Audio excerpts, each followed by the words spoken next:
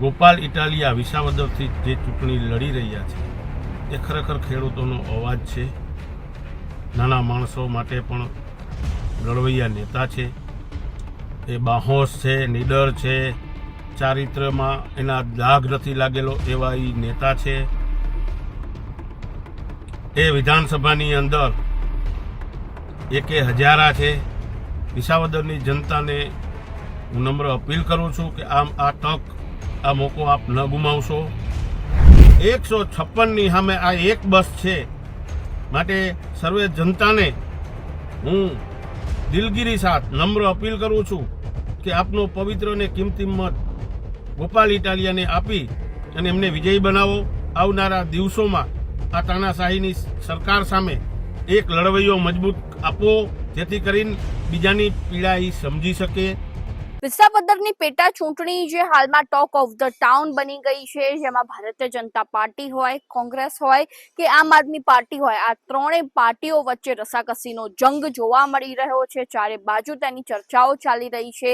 ઉમેદવારો છેલ્લા ઘણા સમયથી મેદાને જોવા મળી રહ્યા છે. ખાસ કરીને જો ગોપાલ ઇટાલિયાની વાત કરવામાં આવે તો ગોપાલ ઇટાલિયા દ્વારા જ્યારે પણ ચૂંટણી પંચ દ્વારા ચૂંટણી તારીખો નથી જાહેર કરવામાં આવી તે પહેલાના સમયથી તેઓ વિસાવદર ખાતે સતત ગ્રાઉન્ડ લેવલે જોવા મળી રહ્યા છે, પ્રચાર પ્રસાર કરી રહ્યા છે અને હવે તે વચ્ચે ગોપાલ ઇટાલિયાના સહકારમાં ક્ષત્રિય સમાજ મેદાને આવ્યો છે. તે મુદ્દા અંગે ચર્ચા કરીશું આજે આ વિડીયોમાં. નમસ્કાર, લાઈવ 24 ન્યૂઝની સાથે હું છું મેક્ષુ ઠક્કર. કરણી સેનાના પ્રમુખ એવા શક્તિસિંહ જાડેજા દ્વારા એક મોટું નિવેદન સામે આવ્યું છે, જેમાં તેમના દ્વારા જણાવવામાં આવ્યું છે કે અમે ગોપાલ ઇટાલિયાને પૂરેપૂરો સહકાર આપીએ છીએ. એટલે હવે ગોપાલ ઇટાલિયાને ક્ષત્રિય સમાજનો પણ સહકાર મળશે.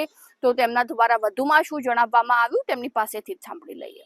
ગોપાલ ઇટાલિયા વિસાવદરથી જે ચૂંટણી લડી રહ્યા છે એ ખરેખર ખેડૂતોનો અવાજ છે. નાના માણસો માટે પણ લડવૈયા નેતા છે. એ બાહોશ છે, નીડર છે, ચારિત્ર્યમાં એના દાગ નથી લાગેલો એવા એ નેતા છે.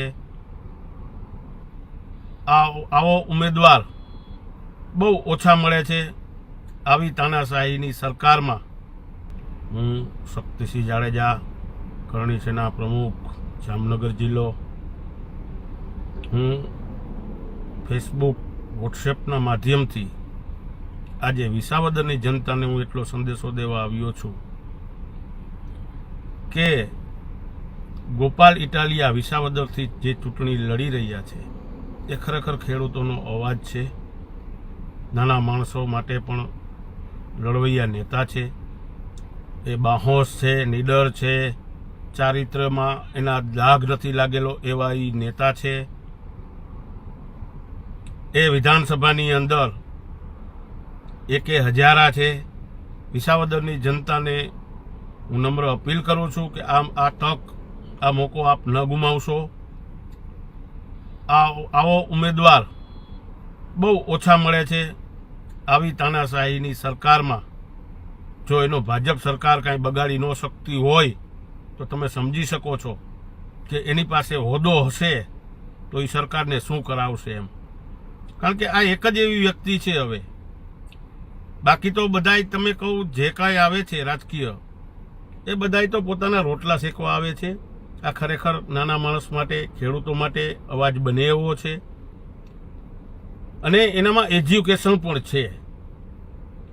8 ચોપડી પાસ બીજા જે મંત્રી થઈને બેઠા છે એવો નથી. ખરેખર એ લાયક માણસ છે. એટલે આવો મોકો વિસાવદરની જનતા ગુમાવશો નહીં. ફરીવાર આવો મોકો આપણને મળશે નહીં. આવો માણસ પણ આપણને નહીં મળે.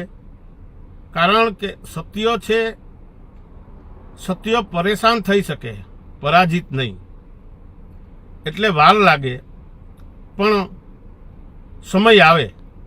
એટલે હવે વિસાવદરની જનતાને માટે એક સારો સમય ગોપાલ ઇટાલિયા લઈને આવી રહ્યો છે. તો હું બધાને વિનંતી કરું છું કે બીજે કોઈ પણ પક્ષમાં ક્યાંય મત આપશો નહીં. ગોપાલ ઇટાલિયાને બહુ જંગી મતીથી જીતાડો.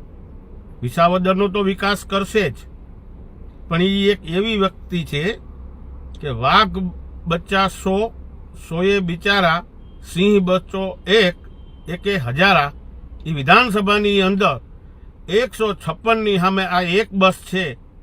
માટે સર્વે જનતાને હું દિલગીરી સાથ નમ્ર અપીલ કરું છું કે આપનો પવિત્ર અને કિંમતી મત ગોપાલ ઇટાલિયાને આપી અને એમને વિજયી બનાવો. આવનારા દિવસોમાં આ તાનાશાહીની સરકાર સામે એક લડવૈયો મજબૂત આપો, જેથી કરીને બીજાની પીડા એ સમજી શકે અને બીજાની મદદરૂપ થઈ શકે એવી વ્યક્તિ છે.